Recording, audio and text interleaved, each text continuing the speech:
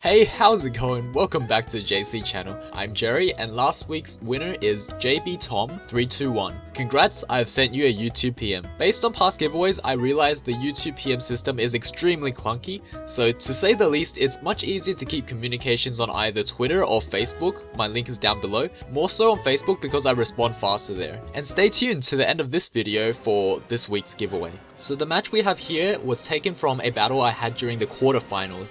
I was quite surprised to have made it this far and still have a lot to learn in doubles battle.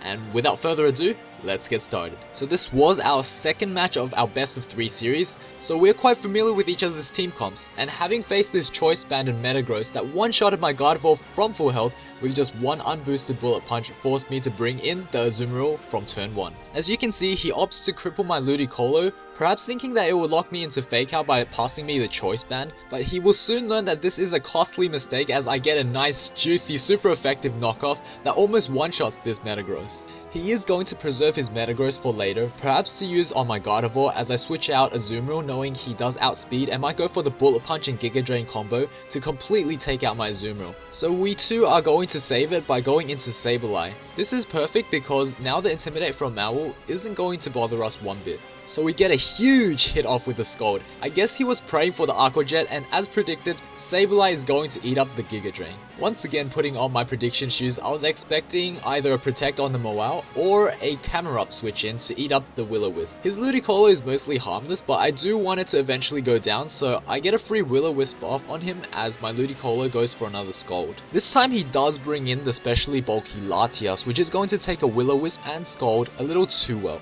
I did this knowing that Protect is no longer an option for the Mawile. While in the moment I thought this was a great play, not really expecting a good switch in for this and knowing my Sableye is going to go down to a burnt Play Rough and Scald combo regardless, but in hindsight only after knowing he chooses to switch the Mawile out is when we find out that Recover was actually the better play. Keep in mind this is the quarterfinals and Mind Games are at its peak right now. Sort of adopted a tactic of going super offensive and getting rewarded rather than playing defensively with the Recover and not getting as much potential out of it. So at this point our Gardevoir does trace the own tempo from the Ludicolo and we are going to queue up a Dazzling Gleam and Scald on the left side to stop the Latias from setting up its screens, or in this case, setting up more paralysis. Had he gone for a Thunder Wave on my Gardevoir, I could have gotten Parahacks on the Dazzling Gleam and things might have played out a lot differently in favor of him. And it looks like the burn will be taking out the Latias. Definitely a huge misplay as a Thunder Wave on the Gardevoir or a Light Screen would have been the better play. But now that I look at it, perhaps he might have wanted to sack off the Latias to bring in the Metagross right away in order to scare out my Gardevoir without having his Ludicolo suffer any more splash damage from the Dazzling Gleam.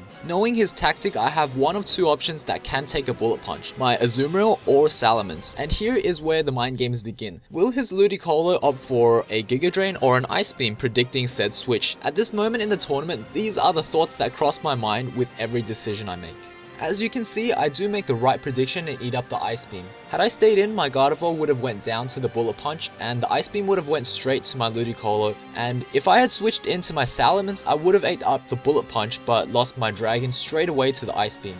Right here, knowing full well that a Giga Drain is coming, I opt to keep my Azumarill in and get the extremely powerful knockoff on the Bayonet and one-shotting it. Not sure what kind of set this Bayonet was running as the knockoff did reveal the leftovers. Here he brings in the Mawile to get more Intimidates off. At this point Azumarill has taken care of business and has done everything it can.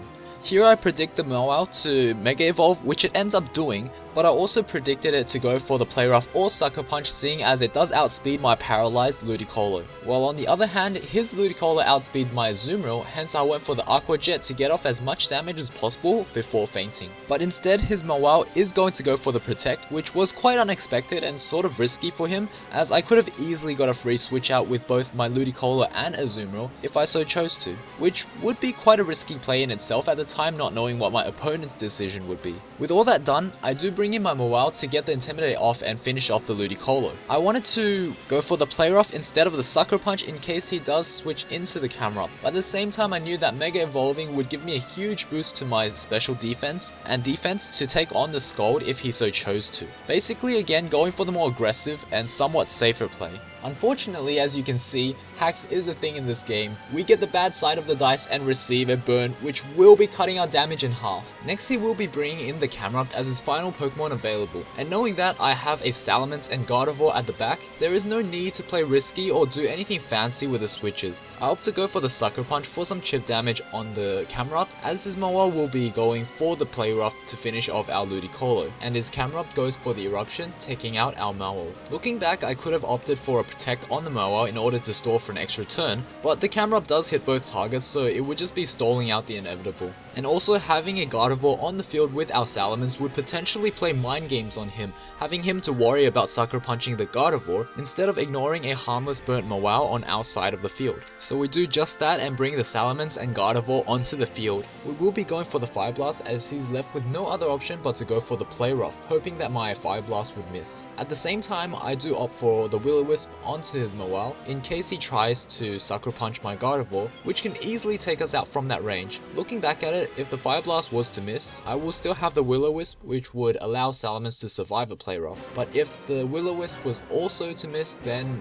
I'd say there's a good chance we would have lost the match, actually. So regardless of anything, that was actually a very close match. That is all for this battle, and before you go, this week's prize will be the Gardevoir you see on screen. As usual, to win, just like and favorite the video, then leave a comment answering the question of the day, which is, what is your favorite Hoenn Pokemon to battle with in doubles and why? Followed by hashtag JC giveaways. I am working on a part 3 of the Mega Evolutions video, which will include in-game footage of the actual Mega Evolution. Took me forever to find a quality non-camcorder footage of Steelix Mega Evolving. So if you haven't already, join the JC crew by hitting the subscribe button to stay tuned for more content. To see the interaction from you guys does mean so much to me. I do read every single comment, and lastly, I'll see you all in the next video. Cheers.